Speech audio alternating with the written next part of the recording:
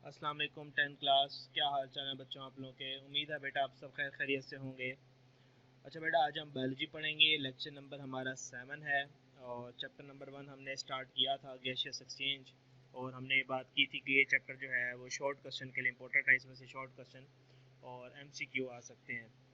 तो टॉपिक जो हम स्टार्ट किए हुए थे लास्ट टाइम 10.3 था रेस्पिरेटरी डिसऑर्डर्स, उसी को हम कंटिन्यू करेंगे। तो बुक्स ओपन कर लें बेटा ताकि हम अपना टॉपिक स्टार्ट कर सकें। अच्छा बेटा, अगर आप लोगों को याद हो तो लास्ट टाइम हम लोगों ने बात की थी कुछ बीमारियों की। उसमें मैंने आपको बताया था कि हम यहीं तक रखेंगे और हम जो है एस्थमा वो नेक्स्ट टॉपिक के साथ नेक्स्ट टॉपिक में इंक्लूड नेक्स्ट लेक्चर में इंक्लूड करेंगे। तो आज पढ़ने लगे हम एस्थमा। एस्थमा से पढ़ने से पहले हम थोड़ा सा ब्रोंकाइटिस को रिवाइज कर लें। देखिए, हम लोगों ने बात की थी bronchitis is the inflammation of bronchi or bronchioles. It results in excessive secretions of mucus into the tubes, leading to the swelling of tubular wall and narrowing of tubes. तो ब्रोंकाइटिस क्या हुआ? ब्रोंकाइटिस ये हुआ कि bronchitis के अंदर ये हमारे पास एक ब्रोंकियोल है, ठीक है। अब ब्रोंकाइटिस में क्या होगा? ब्रोंकाइटिस में इसकी स्वेलिंग हो जाएगी, ये सूज जाएगा हल्का हल्का और इसमें बहुत सारी स्पूटम प्रोड्यूस होगी या म्यूकस। लेकिन ये म्यूकस है ना, ये म्यूकस से भर जाएगा, इसमें बहुत ज़्यादा म्यूकस आ जाएगी जिसकी वजह से इसकी जो ओपनिंग है वो नैरो हो जाएगी। लेकिन एस्थमा में क्या होता है? एस्थमा में कंस्ट्रिक्ट कर जाता है। ये देखेंगे, ये नॉर्मल खुला हुआ है, ये सिकुड़ गया और साथ ही साथ म्यूकस भी प्रोड्यूस होती है। तो ये दोनों में बहुत बड़ा फर्क है कि ब्रोंकाइटिस में ये सूज जाएगा और म्यूकस से भर जाएगा, लेकिन एस्थमा में क्या होगा? ये सिकुड़ जाएगी नाली, बिल्कुल बंद हो जाएगी, हल्का सा सुराख, उसमें ये जो म्यूकस है ये भी प्रोड्यूस होगा। अब एस्थमा जो है वो वायरस की वजह से हो रहा था, बैक्टीरिया की वजह से हो रहा था, सिगरेट स्मोक वगैरह की वजह से हो रहा था। लेकिन जो एस्थमा है ये बेसिकली हमारे पास एलर्जी की एक टाइप है, ठीक है। तो यहाँ लिखा हुआ है asthma is the form of allergy. ये MCQ है, अक्सर बोर्ड में आता है, ठीक है। तो ये MCQ आप लोगों ने कर लेना है। अच्छा जी, आगे चलते हैं। In which there is inflammation of bronchi, more mucus production and narrowing of airways in asthma patient of bronchi patients the bronchi and bronchioles become sensitive to different allergens, allergy causing factors, for example dust, smoke, perfumes, pollens, etc. अब allergen क्या होता है बेटा? Allergen हम कहते हैं allergy causing agent को, ठीक है। The agent that cause allergy is called allergen. तो एलर्जिन कोई कुछ भी हो सकता है, वो हर बंदे का डिफरेंट होता है। फॉर एग्जाम्पल कुछ लोगों को ड्राई फ्रूट से एलर्जी होती है, वो ड्राई फ्रूट खाते हैं और उनका जो रेस्पिरेटरी सिस्टम है वो कंस्ट्रिक्ट कर जाता है, और रेस्पिरेटरी सिस्टम के अंदर जो ब्रोंकियोल्स हैं वो कंस्ट्रिक्ट कर जाते हैं, सूज जाते हैं बहुत ज़्यादा, ठीक है। उसको कंस्ट्रिक्शन भी कह सकते हैं, स्वेलिंग भी कह सकते हैं, लेकिन ये वैसे कंस्ट्रिक्शन होती है, इसका कंस्ट्रिक्ट कर जाना, सुकड़ जाना नाली का, ठीक है। तो डस्ट भी हो सकता है, smoke, perfume, pollen grains, cat hairs, मुख्तलिफ हैं, ठीक है। अभी करते हैं when exposed to any such allergen the sensitive airways show immediate and excessive response of constriction. In this condition the patient feels difficulty in breathing, ठीक है। तो यहाँ बात किया है response to excessive response of constriction. जैसे ही वो एलर्जिन टकराएगा या सांस की नाली में ब्रोंकाइज में ब्रोंकियोल्स में एंटर होगा, ये सिकुड़ जाएंगे।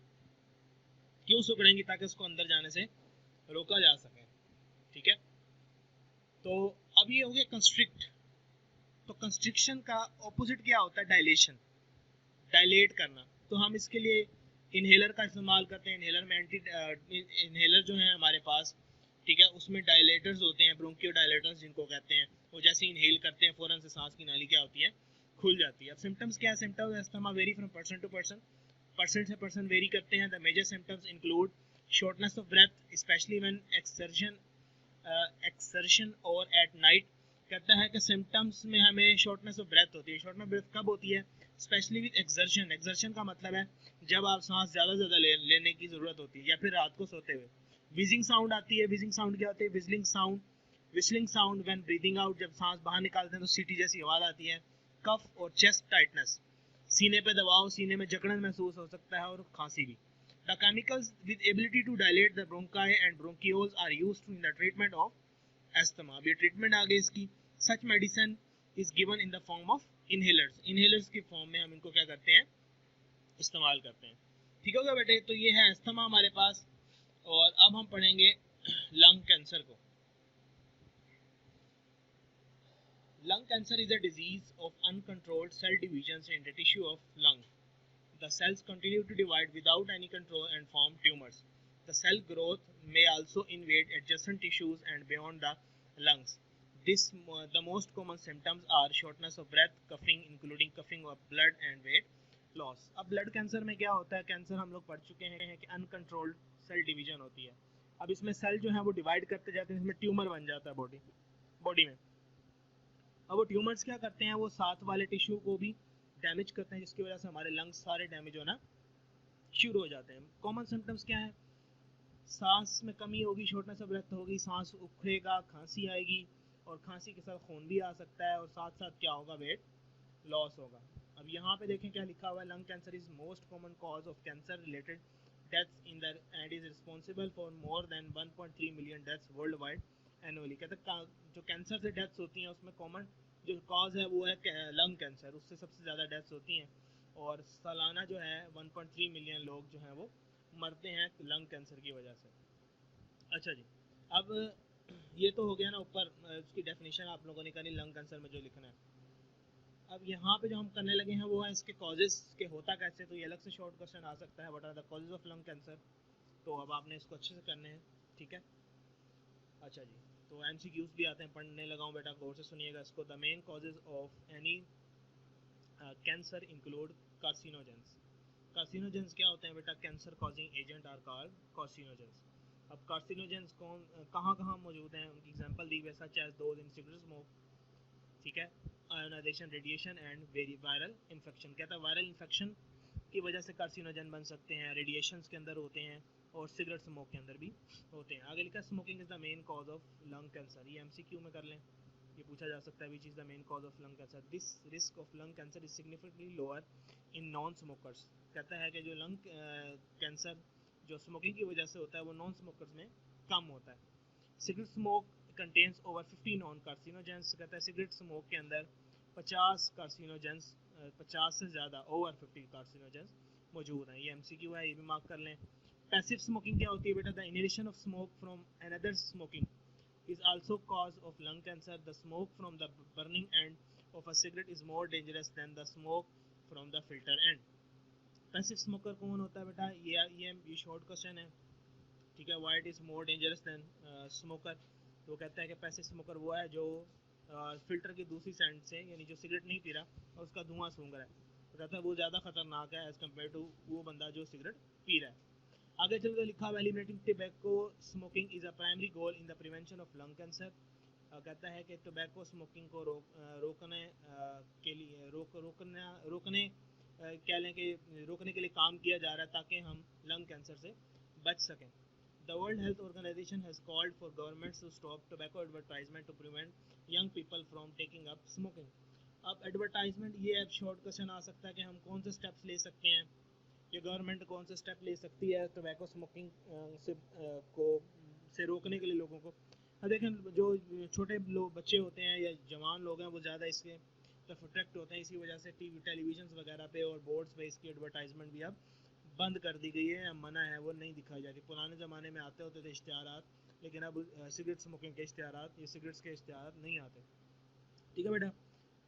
तो ये आपके पास कुछ आगे चलें इसके इफेक्ट्स हैं। ये अलग शॉर्ट क्वेश्चन आता है, what are the effects of smoking. Smoking is harmful due to the chemical in cigarettes and smoke.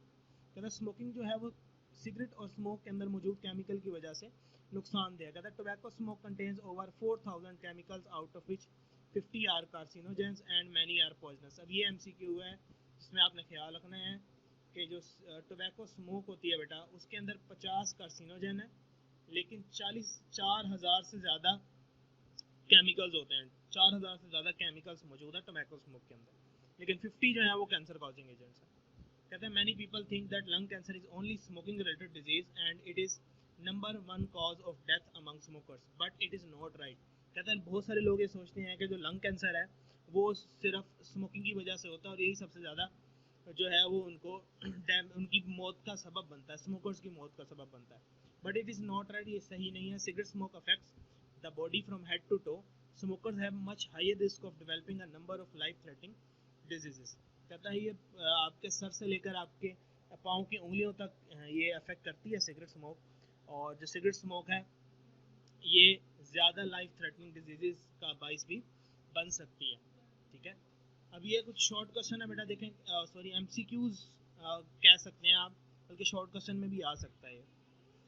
If a person stops smoking, the chance of develop cancer decreases as damage to lungs is repaired and contaminant particles are gradually removed। कहता है अगर कोई बंदा smoking छोड़ दे तो उसके cancer develop करने के चांसेस कम हो जाते हैं, क्योंकि उसके लंग्स ठीक हो जाते हैं और वो जो कंटेमिनेंट्स हैं वो आहिस्ता आहिस्ता वहाँ से आपकी बॉडी रिमूव कर देती है। आगे चलें कि निकोटीन क्या होता है। कहते हैं nicotine is a powerful poison and was widely used as insecticide in the past. कहता है निकोटीन एक बड़ा ताकतवर जहर है और इसको हम इंसेक्ट्स को किल करने के लिए, इंसेक्टिसाइड होती है वो दवाई जो इंसेक्ट्स को किल करने के लिए यूज़ करती है, तो हम निकोटीन को पहले इंसेक्ट्स को किल करने के लिए यूज़ करते थे। When inhaled through tobacco smoking, it reaches our circulatory system and not only hardens the wall of the arteries but also damage the brain tissue। कहता है जब हम इसको सिगरेट स्मोक के जरिए इनहेल करते हैं निकोटीन को, तो ये हमारी खून की नालियों में चली जाती है और वहाँ पे जाके जो हमारे आर्टरीज की वॉल्स हैं उनको सख्त कर देती है और हमारे जो दिमाग है उसको भी ये नुकसान पहुंचाती है। आगे चलना कहता है according to WHO the rates of smoking have declined in the developed world. In the developing world, however, it is rising by 3.4% per year as of 2002। WHO के मुताबिक कहता है जो डेवलप्ड वर्ल्ड है, मतलब जो कंट्रीज डेवलप्ड है वहाँ पे इसका रेट कम हो रहा है, लेकिन जो डेवलपिंग वर्ल्ड है, डेवलपिंग कंट्रीज है, वहाँ पे पर ईयर 3.4% के हिसाब से स्मोकिंग का लेवल बढ़ता जा रहा है। आगे चले तो लिखा है स्मोकिंग में also lead to the cancer in kidney, oral cavity, larynx, breast, bladder and pancreas. इन तमाम चीज़ों में जो है वो कैंसर स्मोकिंग बढ़ा सकती है, यही नहीं कि सिर्फ लंग्स में करेगी। Many chemicals in tobacco smoke damage the air passageway which leads to emphysema and respiratory disorders. कहता है कि जो और केमिकल्स हैं टोबैको स्मोक में वो एम्फाइसीमिया, ब्रोंकाइटिस कर सकते हैं। उसके बाद ये एमसीक्यू काफ़ी इंपॉर्टेंट है, बोर्ड में बहुत दफ़ा आया हुआ है। World no tobacco day is celebrated on 31 May every year. हम हर साल वर्ल्ड नो टोबैको डे मनाते हैं। ठीक है, तो ये देखें आपके पास, ये आपके पास लंग्स हैं, ये स्मोकर के लंग्स हैं और ये पिंकिश से नॉर्मल लंग्स हैं। नॉर्मल लंग्स इस तरह के होते हैं, स्मोकर इस तरह के होते हैं। कहते हैं smoking also affect on circulatory system. The carbon monoxide present in tobacco smoke lesson the oxygen carrying capacity of haemoglobin. Many other chemicals in smoke increase the production of blood platelets. When platelets are more than the normal number, they make blood viscous and it can lead to arteriosclerosis। कहता है कि smoking of blood जो है हमारे circulatory system, smoking जो है वो हमारे सर्कुलेटरी सिस्टम पे बहुत ज़्यादा अफेक्ट करती है। इसमें जो कार्बन मोनोऑक्साइड गैस जो प्रेजेंट होती है वो हमारी ऑक्सीजन कैरिंग कैपेसिटी को कम कर देती है, फिर हमारा जो हीमोग्लोबिन है वो ऑक्सीजन कैरी नहीं कर सकता सही तरह से। और जो इसके अंदर केमिकल्स हैं वो क्या करते हैं, प्लेटलेट्स की प्रोडक्शन बढ़ा देते हैं। अब प्लेटलेट्स ज़्यादा हो जाते हैं तो हमारा ब्लड क्या हो जाता है, गाढ़ा, जिसकी वजह से आर्टीरियोस्क्लेरोसिस हो सकती है, मतलब हमारा जो ब्लड सप्लाई है उसमें ब्लॉकेज आ सकती है। Smokers are at greatest risk of develop infection particularly in the lungs. कहता है जो स्मोकर्स हैं उनके ज़्यादा चांसेस होते हैं कि वो इन्फेक्शन डेवलप कर लें लंग्स के लिए। For example smoking increases the risk of tuberculosis by 2 to 4 times and of pneumonia by 4 times। ठीक है, तो ये एमसीक्यू है बेटा कि कौन से डिजीजेस का रिस्क ज़्यादा होता है स्मोकर में, ये शॉर्ट क्वेश्चन भी आ सकता है। ठीक है, तो ये कहता है कि जो स्मोकिंग है वो दूसरी इन्फेक्शस डिजीज़ की जो काजिंग एबिलिटी है वो बढ़ा देती है, रिस्क उसका बढ़ा देती है। जैसे स्मोकिंग है उसकी वजह से टीबी जो है, ट्यूबरकुलोसिस, वो 2 से 4 गुना ज़्यादा हो जाता है, चांस नमोनिया का 4 गुना हो जाता है। Smoking is responsible for weakening and staining of teeth. Smoking की वजह से हमारे दांत पीले और कमज़ोर हो जाते हैं। Tooth loss is 2 to 3 times higher in smoker than the non smoker. कहता है दांतों का गिरना या दांतों का ख़त्म होना 2 से 3 गुना ज़्यादा होता है स्मोकर्स में देन नॉन स्मोकर। ये शॉर्ट क्वेश्चन बोर्ड में आया हुआ बेटा कि दांतों पे क्या इफेक्ट होते हैं सिगरेट्स के, स्मोकिंग के। आगे देखने का non smoker who are exposed to second hand smoke, passive smoke at home or work increase their heart risk, disease risk by 20 to 30 25 to 30% and their lung cancer by 20 to 30%। अब ये non smokers के बारे में बता रहा है, passive smoker के बारे में कहता है कि उनके 25 से 30 गुना हार्ट डिजीज का रिस्क बढ़ जाता है और 20 से 30 गुना लंग कैंसर का। Smoking also affect the social life of a person. Smoker में face social acceptance because other people may not want to be exposed to others smoke। कहता है सोशली वो बंदा दूर हो सकता है जो स्मोकिंग करता है, लोग उसको पसंद नहीं करते क्योंकि वो उसकी सिगरेट के धुएं से बीमार होना नहीं चाहते। ठीक है बेटे, तो ये था हमारा आज का टॉपिक और यहाँ हमारा चैप्टर एंड हो गया। बाकी आप लोगों ने इसकी ये वाले शॉर्ट क्वेश्चन कर लेने हैं, ठीक है, और मैंने साथ साथ आपको मार्क करवा दिए थे। बाकी इसके एमसीक्यूज कर लीजिएगा, अगर कोई उसका आंसर पूछना तो मुझसे आप लोग पूछ सकते हैं। अपना ख्याल रखिएगा बेटे। नेक्स्ट लेक्चर में, लेक्चर नंबर 8 में इंशाल्लाह हम नेक्स्ट जो चैप्टर है, चैप्टर नंबर 2 वो स्टार्ट करेंगे। अल्लाह हाफिज़।